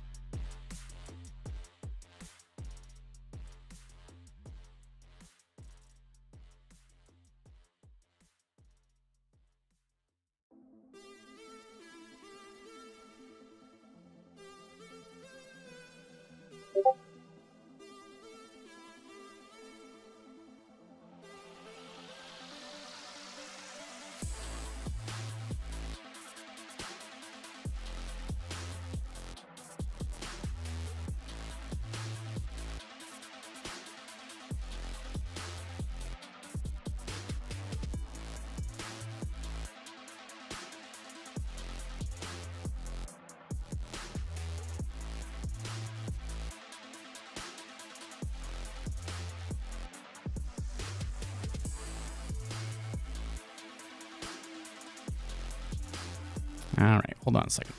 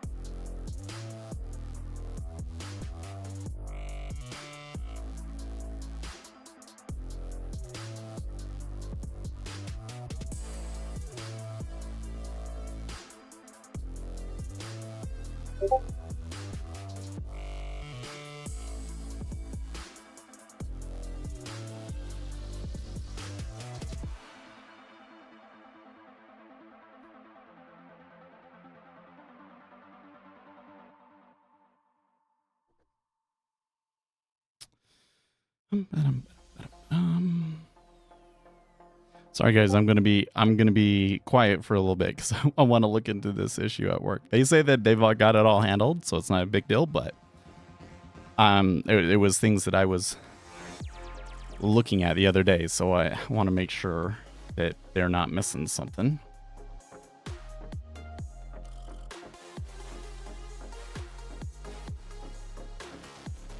Come on, there we go.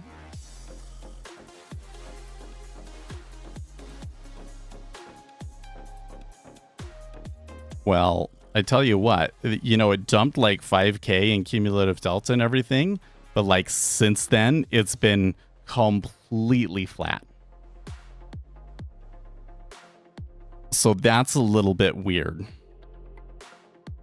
Because it should be like, you know, and then post reversion, post meta order mean reversion period, right?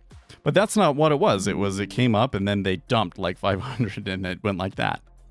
That doesn't make no sense at all. That's kind of weird. I'm not quite sure what's going on there, but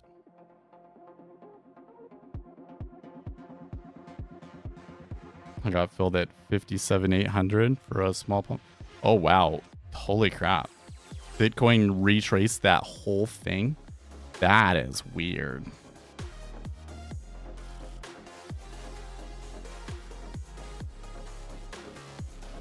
Well, one of the things that I think is kind of a little bit weird was that crypto dumping kind of seemed to precede all of the other stuff.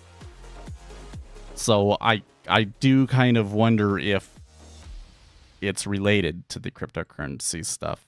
Like maybe somebody's dumping cryptocurrency for de-risking as well, essentially.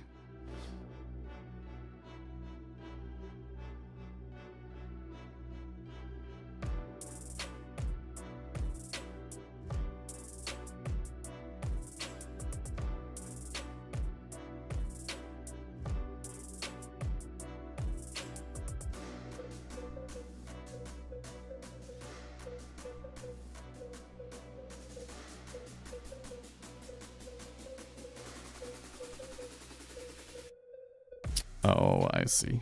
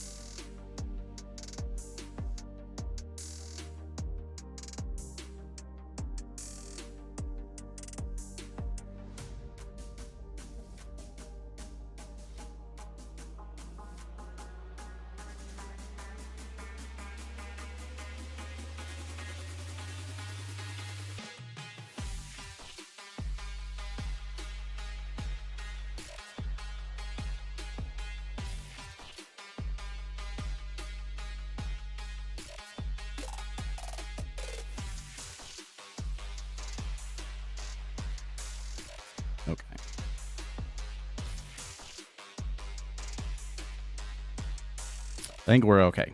I think we're okay. So somebody else broke something, was unrelated to anything that we were doing.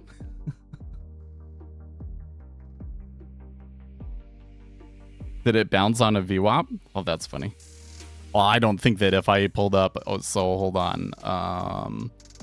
Let's see here. Show tabs, duplicate new window. So like if I come onto this one window that I've got here and turn on tick replay and then add my VWAP. Oh, I have to wait for it to finish here. Hold on a second. And then I come in and I add my VWAP. I have one that's like called VWAP 2 or so. Oh no, that's my cumulative delta. That would be VWAP bands maybe? What's the one that I always used?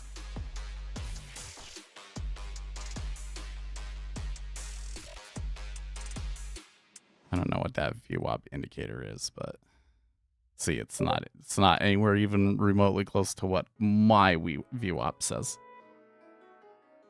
VWAP at the August 5th low. Oh, okay. That's a little bit too esoteric for me, man. Do I even have reset delta on session week month? Never apply. Never. No, it doesn't even come close to it when I do it that way.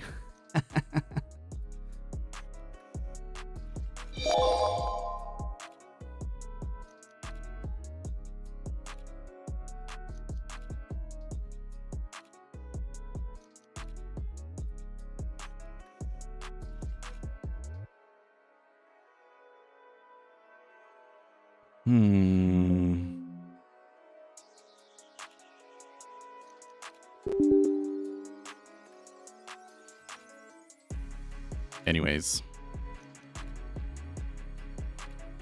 I don't know. I kind of think that a lot of the time, you know, you will see like a big dire move down in Bitcoin, and then Tether will magically print a bunch of money and they're saved, you know? Like, I really feel like it's just... There's some people out there that they watch the movement and like there's key spots where like they just won't allow it to move it through it. They will intervene essentially. That's how I always read those kinds of things, but you know, there's no way for me to actually know what's going on. I just find it curious that it seemed that the cryptocurrencies kind of started to decline first. Then you saw the decline in the S&P 500 and everything else kind of responded to that. And so I'm reading this move up as a risk off flight to safety panic causing buying in the treasuries, and is just kind of curious how it kind of evolved and happened. Because it all kind of suggests to me that there would be a headline or a piece of information that would help us in, you know, detangling the mess that we have going on here, and I'm just not seeing that. So this is one of those situations where I really think probably back at like 30, probably could have justified a long and made a little bit off of it. But it does look like it is fizzling out pretty quickly. So, now, latest headline I'm seeing: Kamala promises to deliver platform next week. People remind her that she already did that in 2019.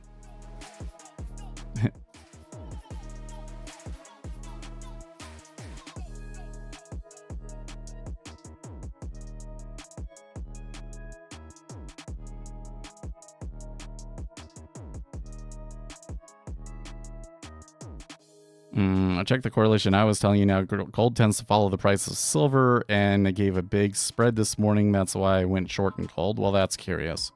So, I mean, watching the gold-silver spread could potentially give you some interesting signals for sure.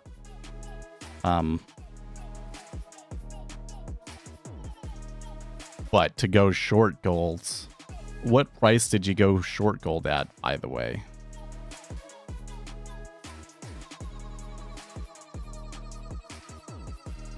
I mean, like, they were at $24.95 and now they're at $24.87, so they lost $8. But it's nothing compared to how much they gained overnight.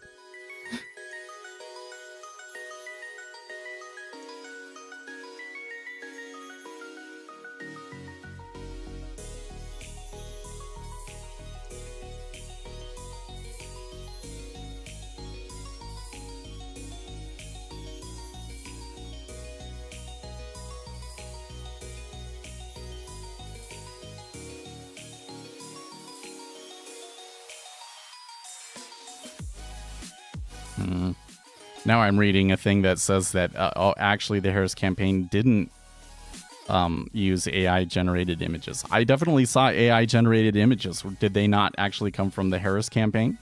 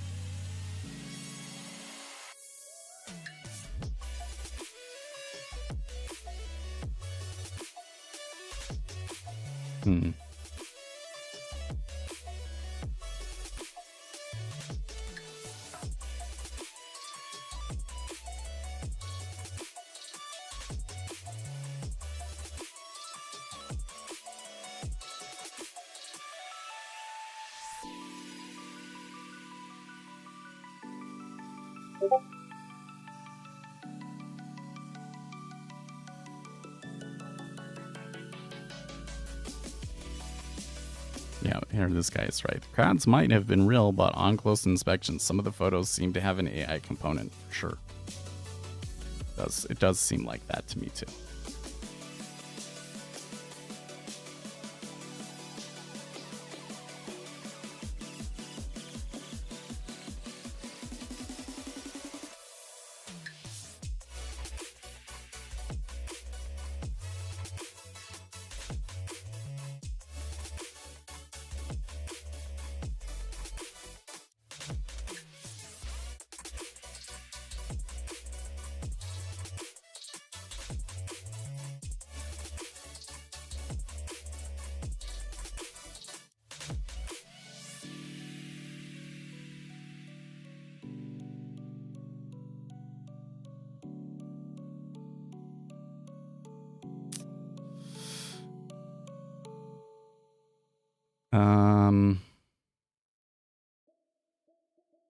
Sent you the AVWAP add-on.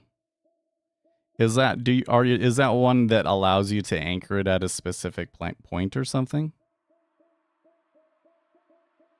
So the reason why when you said like, oh, it's because it's anchored at this exact spot back there, yada yada yada. The reason why I was immediately dismissive of it is because once you start doing that, you've introduced a component that we can't consistently define, right? So there's no way for me to know if there's anything to it or not. Because in order for me to backtest it, I would have to be able to go in and know, there would have to be a systematic way of deciding where to set that anchor, right? So it's kind of like,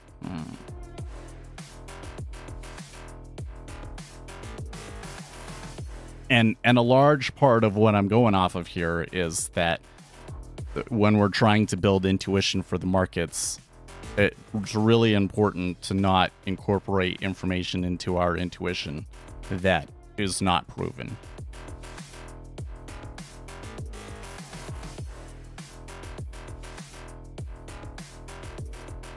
You anchor at major swing lows and highs.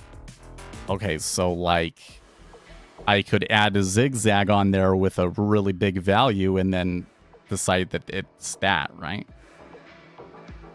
Like you said, where was the low that you said that it was at? 5th of August low.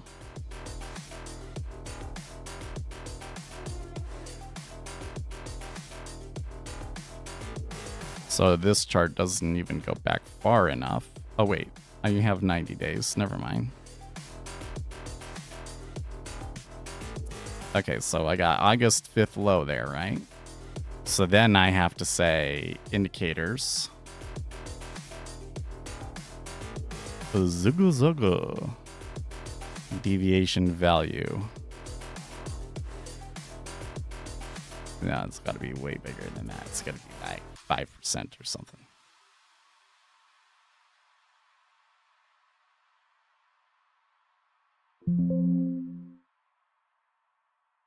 Nah, that did not do what I expected it to do.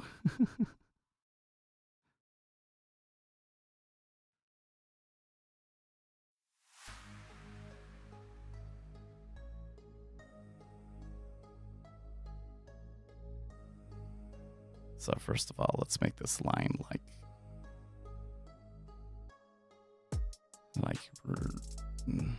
bright color. Let's do yellow. 3 or 4. Deviation value points. Okay, yeah, let's say points. Let's say points, 1,000 points. Okay, that's good. Except for that, that's also a pivot low. So maybe I can do 10,000.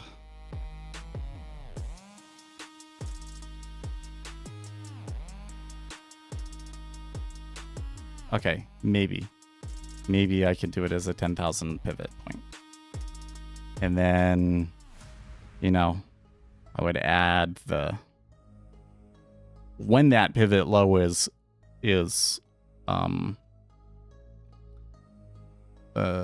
identified, which by the way isn't going to be until 1,000 points after that, right? So if it's 49,49715. Sorry, did I say 1,000 or 10,000? Oh, okay, I said 10,000. So it's not going to be identified. It wasn't even identified until somewhere over here. So maybe 10,000 is too much. Maybe we could say 5,000. Say 5,000. 5,000 is good. 1,000 is probably not good. Okay, 2,000 is not good. 3,000. 4,000. 4,000. So that means that you would identify it at 40, if that was 49,850. 50. So then it wouldn't be until 5,400. So it wouldn't have been called until here. Well, it would have been called here. That's actually pretty early on in the thing. So then you set it at the VWAP. You sent me the email. All right.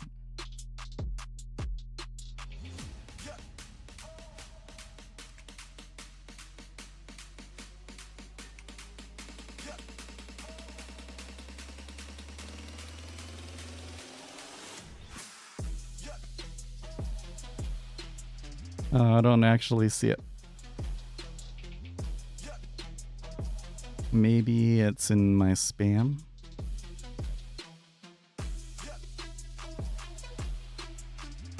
No, I don't see it. It probably hasn't gotten through yet.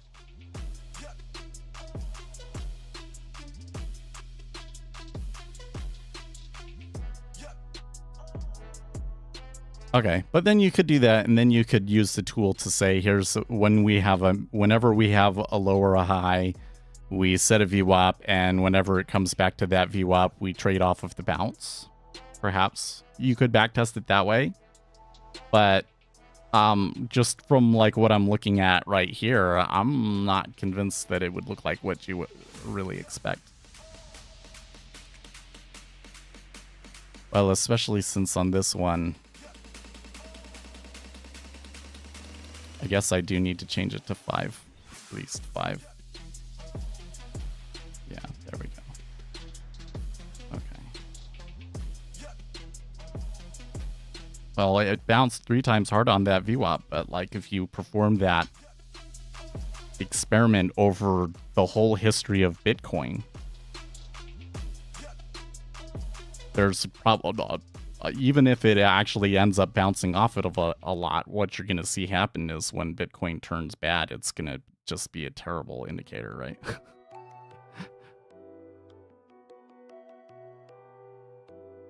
Like that immediately is the setup that says to me that it's going to have a long tail.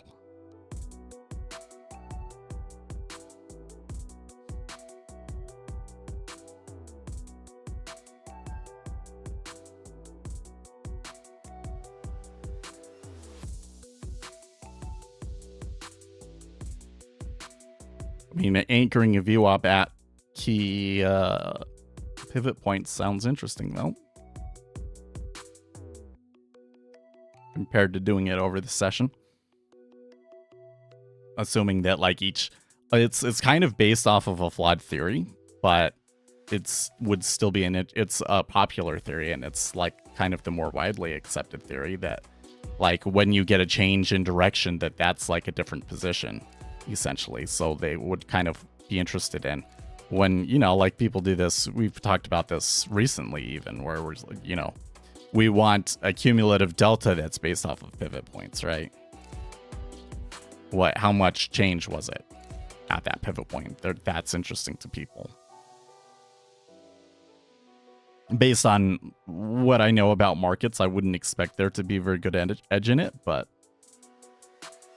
people could be interested in it. It's worth testing.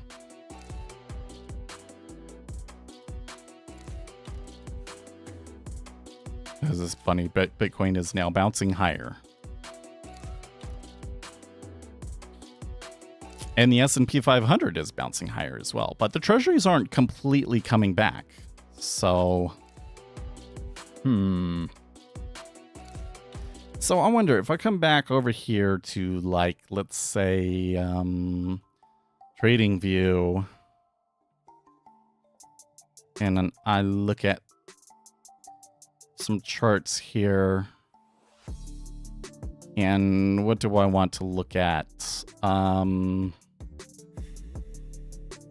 Let's come to Koifin and look at the list here.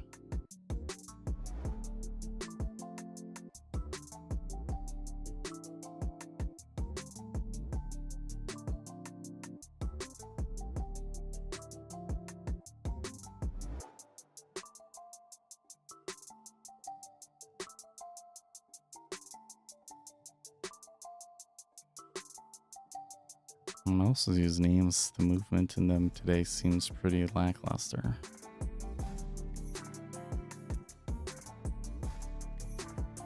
So like New York Community Bank, for instance.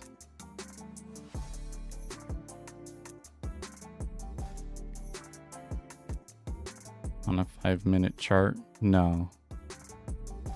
Looks normal. Looks fine. Actually, maybe better than the indexes. Okay, what about Nvidia? No, Nvidia is looking really good today. So what was weighing them down?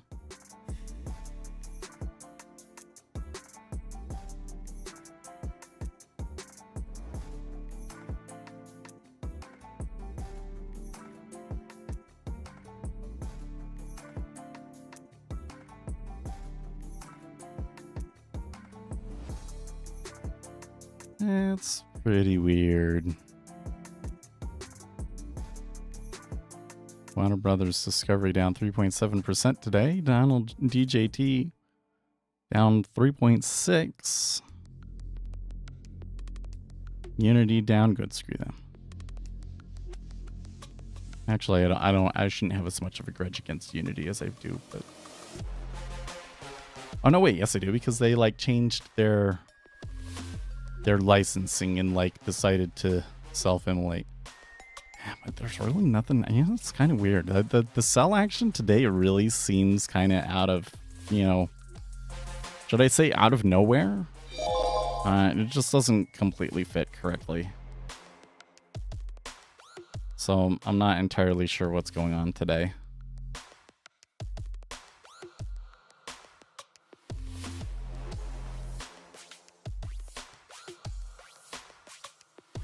I think that the treasuries may have to come back a little bit more, like maybe to this 30 to 28-ish range.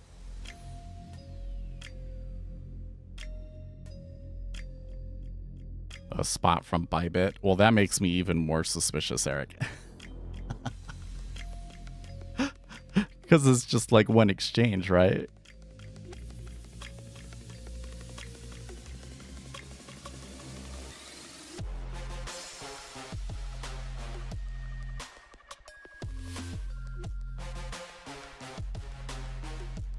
I mean, I would think that the selling that we saw would just be kind of like, you know, we had some volatility last week. There's going to be still some concern. I think I saw a Zero Hedge story that really put it well. They said that the market's still going to be on tender hooks for a while. Like they've kind of put the meat out there, but they haven't decided to cut it up yet. You know, like they're waiting to see what happens. I think that's kind of where it's at. So it totally makes sense to me that you'd see a sell in the S&P 500 and then it would bounce back really quickly, right? And in fact, when we were down there, I was kind of saying like, oh, well, as soon as I start to think that it's like getting scary is like event is right where it flips, right? So actually it did do that. It came back awfully quickly, so I didn't necessarily expect that, but it doesn't surprise me.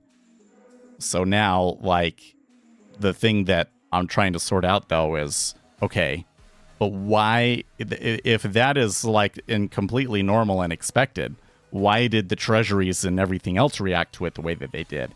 And why is it that the S&P 500 is retraced, but the treasuries haven't? Right? Like somebody decided to flip over into treasuries and is still holding it. So what's with that? There doesn't really seem to be a very easy explanation for that at the moment.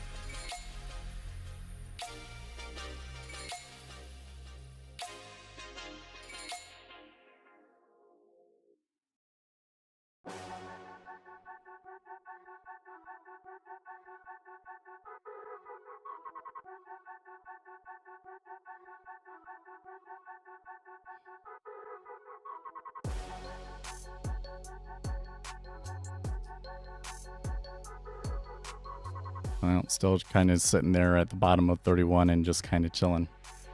Well, it looks like we're kind of coming close to end of our session anyways. 90% of bears stay bearish for too long.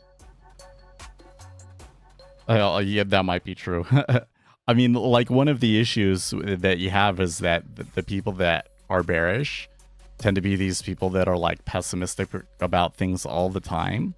And so when a bear move actually happens, they interpret it as, you know, their ideas and way of doing things is being validated. When really it's just the blind mouse catches finds a cookie crumb every once in a while sort of a thing, you know? And so they'll continue to be bearish and then just get, you know, decimated on the recovery.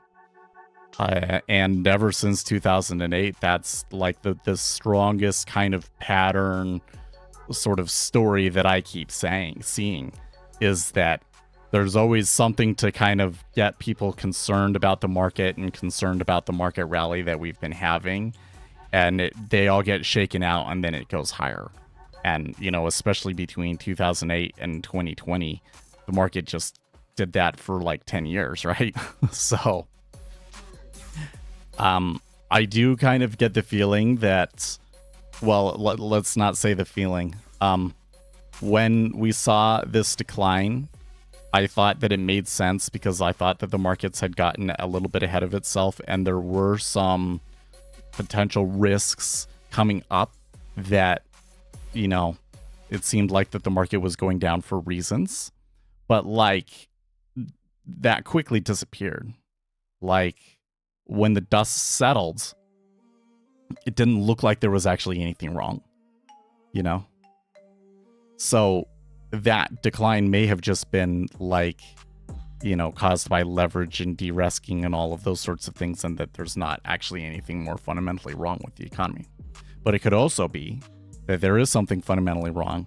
Some players got out, and now, you know, because there was not another shoe to drop, we're just kind of floating here. And so that might be something where like you could go up to a new high and then much later the problems become more apparent and then you have a bigger decline or something like that, right? It's like that's all entirely possible. I'm not confident in what's going on right now to like really make like a larger call like, oh, this is the buy the dip, because often I am in these situations. I'm not confident enough to say buy the dip, but I'm not saying like go short either, right? I'm just kind of like, oh, I'm still long in all of my retirement accounts, right? And just kind of let it see what happens. But I kind of thought that the market would be relatively quiet and just kind of do its thing until we got the inflation data, and that's not what happened today. So now I'm definitely sure something's going on. I'm not sure what, and we'll just have to wait and see and hope that by the end of the day we know. Thanks for the stream and taking off. Hey, thank you for coming along, Johnny. Wasn't the best stream for you to come back on, but we still enjoyed having you.